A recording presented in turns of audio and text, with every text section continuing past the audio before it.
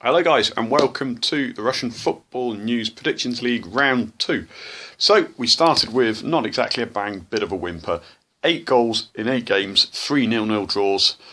A lot of players missing, so yeah, a bit of a shame. But anyhow, look, let's stay positive. Second round, I promise you, from me, it's going to be better. I'll tell you what, we've already got a Moscow derby, so that is one reason why this week will be better. Good turnout in the Predictions League, by the way. 32 of you joined. Thank you very much, guys. I hope you'll stay. And don't forget, tell any friends who might be interested or people you know who played last year. Don't forget to remind them. Get them back involved. But anyhow, good turnout. Average score of about 5.6 points, which is a bit below what we expect. But never mind, it was a tricky last 3 games. Anyhow, let's just crack straight on with it. First game up. Dynamo Moscow against Rubin Kazan. Now, Dynamo had a man sent off after 7 minutes last week, and they did manage to hold out, grind out a 0-0 draw away to Arsenal Tula. So that was a good show of strength from them, mental character.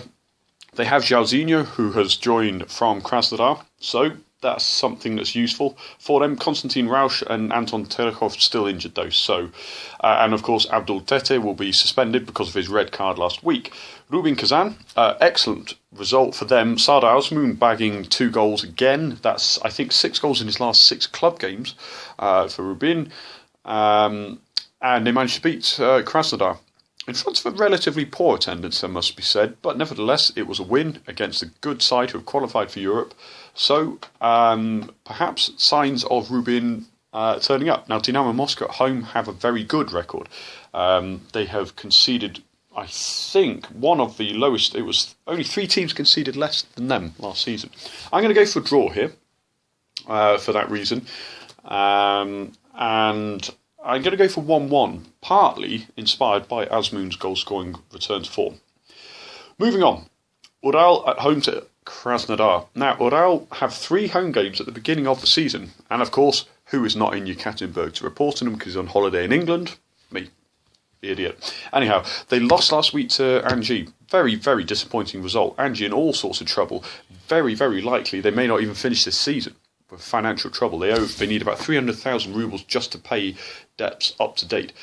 But they got the win away. Now, Krasnodar are very, very understandably a much tougher proposition, so you'd have to say it's not looking good for Ural. They really only have Vladimir Ilyin as a striker available, Artyom Yusupov as well as a youth prospect coming through on loan at Tyumen last season. Krasnodar lost, like we said, to Rubin last week away from home, so possibly it's my bias swinging this one. I'm going to go for a draw again. I'm actually going to go for 0-0 in this one. Partly because of the lack of goals we've seen so far, but also because Ural are going to have to dig their heels in. We don't have a lot of attacking options up front. They do have some good attacking midfielders, but they didn't put on a good performance last week, so this week, not looking great. However, moving on. Zenit at home to Arsenal Tula. Now, Zenit, they won in Tyumen away to, Yenisei Krasnoyarsk, who of course are temporarily playing at the Geolog while their stadium is remodelled. They only got the win in the last 10 minutes, though. 2 goals in the last 10 minutes, and they didn't completely blow us Yenisei Krasnoyarsk away. This is Arsenal Tula, though, who are much weaker than they were last season, partly because Artem Dzyuba, who was on loan at Arsenal, is back at Zenit. He's scored again, had a great summer with Russia in the World Cup, and they have lost 1 or 2 other players as well. Zenit are looking much stronger, more streamlined, Sergei Semak in charge, so I really don't see anything other than a Zenit win. Back at home as well. So I'm going to go for 3-0. Now nobody scored 3 goals. No team scored 3 goals last weekend, but I think Zenit at home against Arsenal, the ingredients are there. Okay, Lokomotiv Spartak, the Moscow derby, champions against the champions the season before. So Vedran Chaluka is fit. Of course, he played full 90 minutes last weekend. Loko drew away to Ufa. And probably got away with that, really. Penalty in the 94th minute missed by Sylvester Igbun for Ufa. And he was on top form. Loko got away with it, though. Guilherme was on very good form, made some very good saves. Spartak Moscow, businesslike home win 1-0 to Orenburg, who they may be newly promoted, but they're a tough defensive side. So it was an effective 3 points, for Spartak. This one, Very, very close to call, and a lot of you will go for draw in this one, understandably so. However, I'm going to go for Lokomotiv to edge this. This is what made them champions last season. They edged the games that they needed to edge. And maybe slightly in the back of the minds of Spartak is that psychological edge. Last season, of course, was when Spartak were 3-0 up at half-time. Loko went on to win 4-3, aided by a red card, admittedly, but even still, it's there in their minds. So I'm going for 1-0 Loko. Krylia at home to Orenburg, the new boys promoted. Now, Krylia, massive attendance last weekend, the biggest attendance of the round, around 40,000 or just over, according to different reports, at home to TSK. Excellent result, and they were on top for large parts of the game. Orenburg, like we said, very good defensive away performance to Spartak, a much stronger side, there's no two ways about it. So, you know, there's a lot of positives for both sides.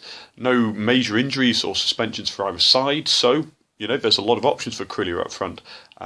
They didn't play Sergei Kornienko or Sobolyov, so I'm going to go for them. I'm going to go for 1-0 simply because the attendance will be lower, but still be a good number, so the pressures are still on them because so many home fans are there, but I think they'll have the edge on Orenburg there. 1-0. TSK at Rostov. Now, TSK, after we know, have been gutted from last summer. They lost almost all of their major players, and Alan Zagorov is injured as well, so it's really not looking good for them. They're likely to put on a relatively defensive display. Rostov away from home are dreadful though. And I backed CSKA to win away to Krylia, and I was wrong on that one, but I do think they will win against Rostov this time round. I'm only going to go for 1-0 simply because of their absentees and because they have Zagorov injured as well. 1-0 will be enough though. Okay, on to Akhmat against Yenisei. Akhmat at home are generally a solid side. They will have Andrei Simenyov suspended because he was sent off, of course, last weekend. But other than that, they have a relatively free squad. Yenisei, I tipped them as the strongest of the promoted sides this season because they brought in so much Premier League experience, basically hoovering up Amkar and Tosna, 7 of players from those two teams alone. And they do have some experienced players in there. So over the course of the season, I expect them to be fine. However, in their home, or technically still away game really, because they had to travel hundreds of kilometres to Tyumen for that home game, they're going to be travelling a lot. They've still got new players, they're still to bed in, and we didn't get the win last weekend. So I think Akhmat will bounce back. They lost away to Rostov last weekend, but I think Akhmat will have enough. And again, not exciting, but I'm going for 1-0 Akhmat against Yenisei. And that brings us to Ufa against Anji. Ufa, of course, on Thursday, tomorrow night, they will have Europa League second leg away in Slovenia. So they are the busiest of the Russian sides so far.